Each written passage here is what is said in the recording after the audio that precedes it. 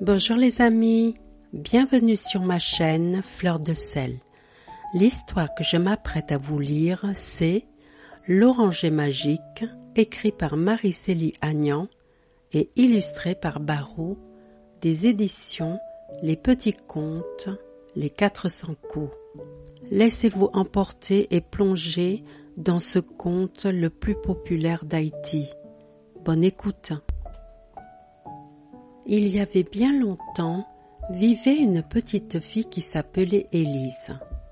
Élise avait les yeux rieurs et un visage rond de lune qui faisait la joie de ses parents. Hélas, le malheur, on le sait, arrive souvent sur la pointe des pieds. La mère d'Élise tomba malade et, un jour, elle mourut malgré tous les soins dont on l'avait entourée. Élise et son père se retrouvèrent bien tristes et désemparés. Les jours passèrent, une année s'écoula, puis une autre. Enfin, le papa d'Élise décida de se trouver une autre épouse. Ainsi, se disait-il, ma chère enfant aura une nouvelle maman. Hélas, le malheur se comporte souvent comme un brigand qui revient sur les lieux du forfait. Peu de temps après, le père d'Élise mourut à son tour. Voilà Élise obligée de vivre avec cette femme qui n'a rien d'une mère et qui la maltraite sans répit. Dès le lever du jour, Élise doit aller à la fontaine et rapporter de l'eau, s'occuper des poules et des cochons, balayer la cour. « Élise !» crie la belle-mère. « Va vite au marché et rapporte-moi des oignons. »« Élise !»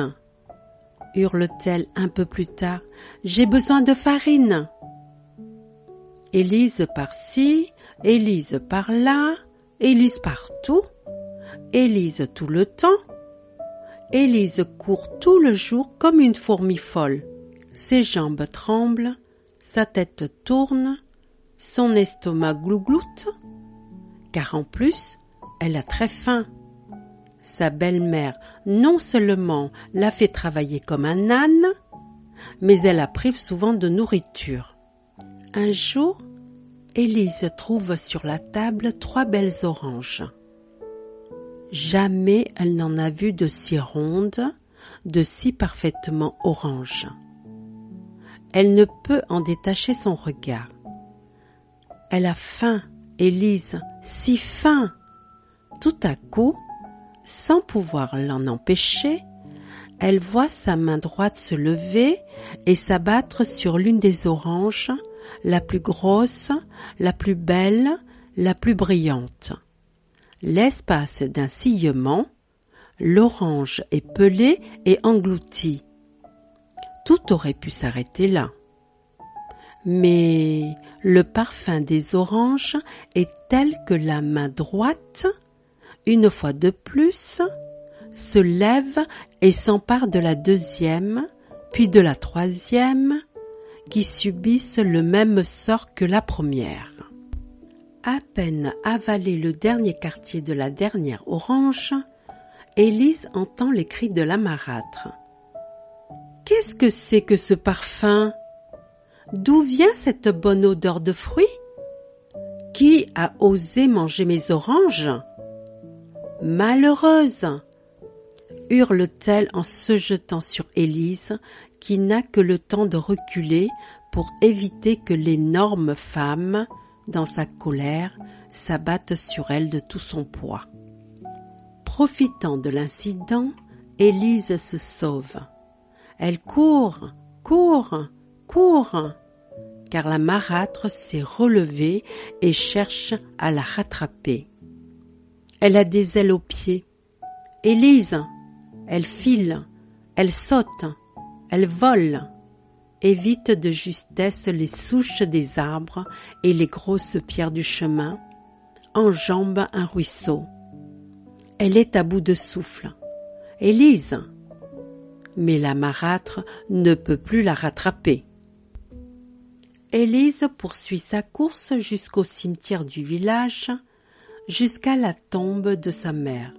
Elle pleure et se laisse enfin tomber sur ses genoux.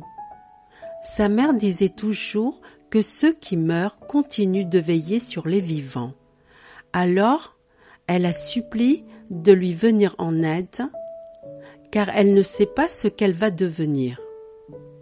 Lorsqu'Élise se relève, tic, un pépin d'orange se détache de l'ourlet de sa robe et s'enfonce dans la terre humide.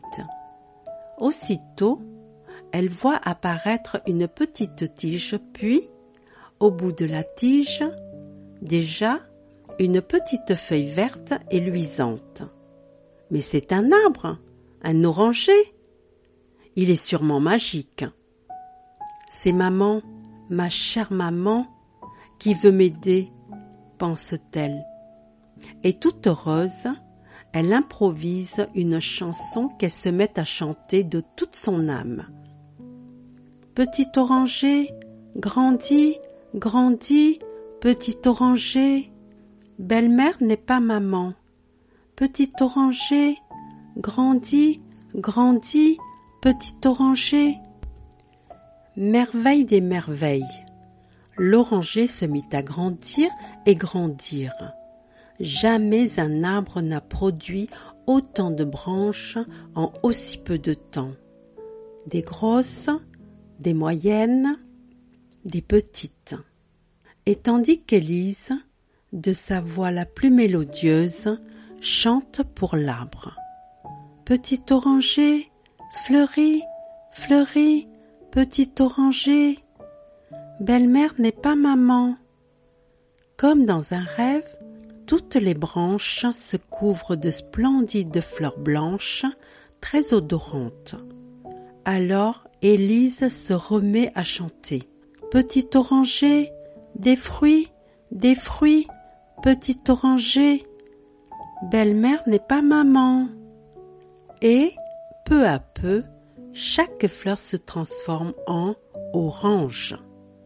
D'abord vertes et minuscules, elles grossissent et mûrissent tant et si bien que l'arbre devient vite un bouquet d'oranges énorme et magnifique.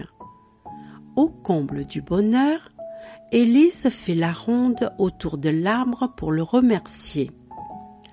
Petit oranger, merci, merci, petit oranger, belle-mère n'est pas maman. Après avoir si bien dansé et chanté, Élise cueille 2 oranges et les déguste. Elle cueille ensuite celles qu'elle rapportera à sa belle-mère pour remplacer les autres qu'elle a mangées. Puis, elle prend la route de la maison.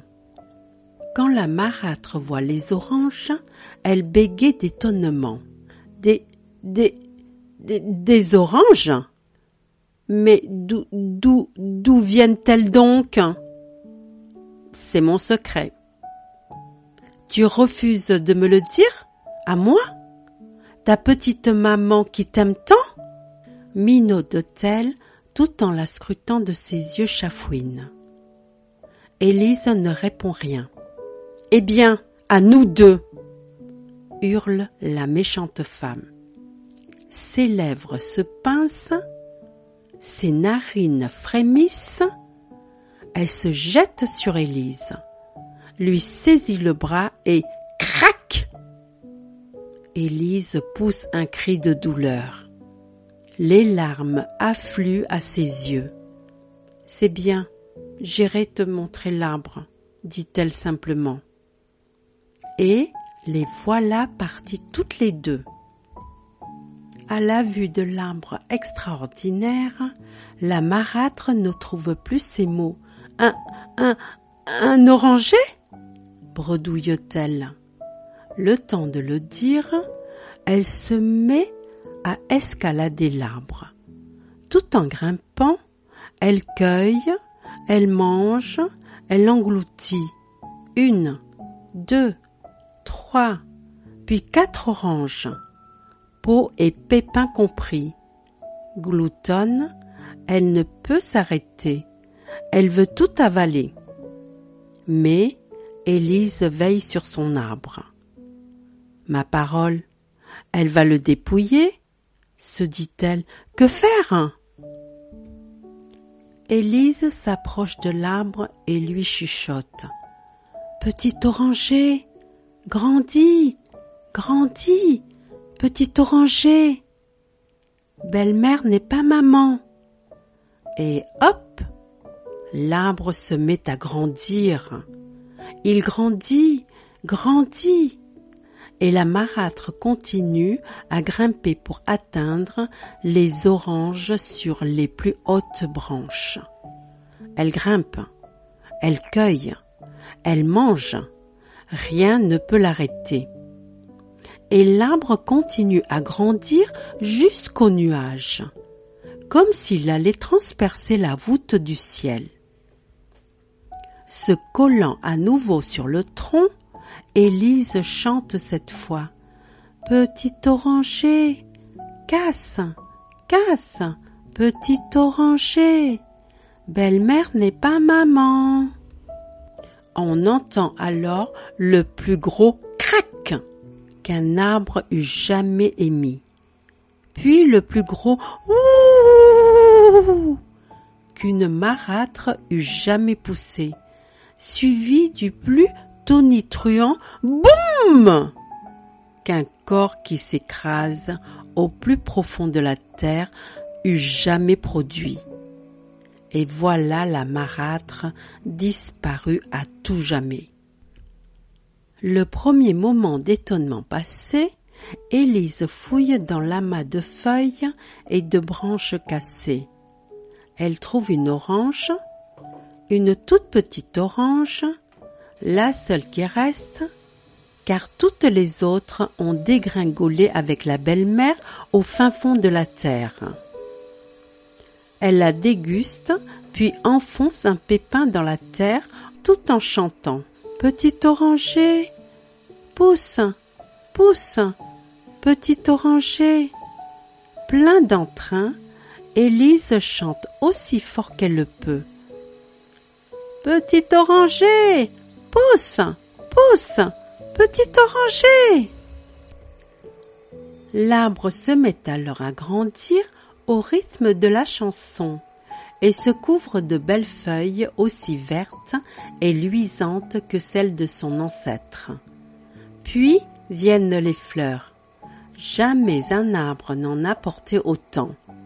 À peine Élise a-t-elle entonné le dernier couplet, petit oranger, des fruits, petit oranger, que l'arbre se couvre d'oranges, les plus belles oranges qu'un arbre ait jamais données. Avec un calme digne d'une petite fille qui a les deux pieds sur terre, Élise cueille une orange et la savoure tout à son aise. Elle en fait ensuite une bonne provision et rentre à la maison. Depuis, Élise va rendre visite à son oranger tous les matins et elle ne manque jamais de lui chanter. Petit oranger, merci, merci, petit oranger, belle-mère n'est pas maman. Petit oranger, merci, merci, petit oranger. Voilà la belle histoire de l'oranger magique. Et voilà, c'est fini. À bientôt les amis.